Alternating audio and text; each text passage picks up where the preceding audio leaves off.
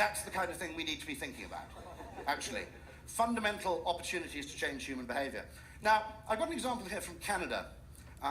There was a young intern at Ogilvy, Canada, called Hunter Somerville, who was working in improv in Toronto and got a part-time job in advertising, and was given the job of advertising Shreddies. Now, this is the most perfect case of creating intangible, added value without changing the product in the slightest. Shreddies is a strange, square, whole-grain cereal, only available in New Zealand, Canada, and Britain. It's Kraft's peculiar way of rewarding loyalty to the crown. In working out how you could relaunch Shreddies, he came up with this.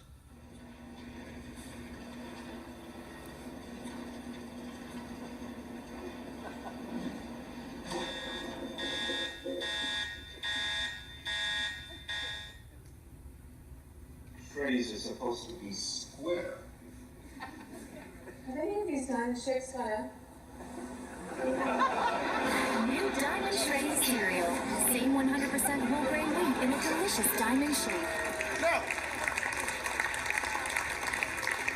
I'm not sure this is the most perfect example of intangible value creation. All it requires is photons, neurons, and a great idea to create this thing. And I have to say, it's a work of genius, but naturally you can't do this kind of thing without a little bit of market research. So Shreddies is actually introducing a new product, which is something very exciting for them. So they're introducing new Diamond Shreddies. Isn't interesting? So I just want you to box there. So I just want to get your first impressions when you see that and you see the Diamond Shreddy box there. Are they square?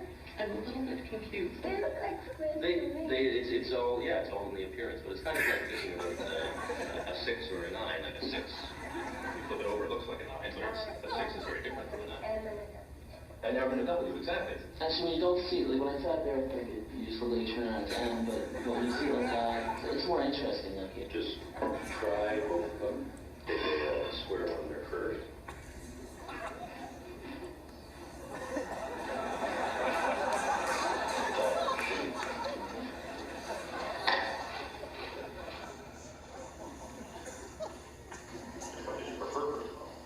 First one. The first one.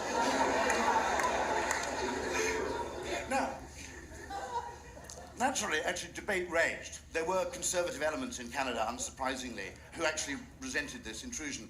So eventually the manufacturers actually arrived at a compromise, which was the combo pack.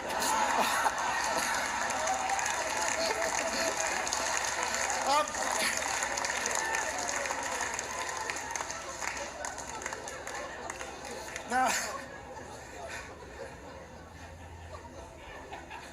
if you think it's funny, bear in mind there's an organization called the American Institute of Wine Economics, which actually does extensive research into perception of things and discovers that except for among perhaps 5 or 10% of the most knowledgeable people, there is no correlation between quality and enjoyment in wine, except when you tell the people how expensive it is, in which case they tend to enjoy the more expensive stuff more.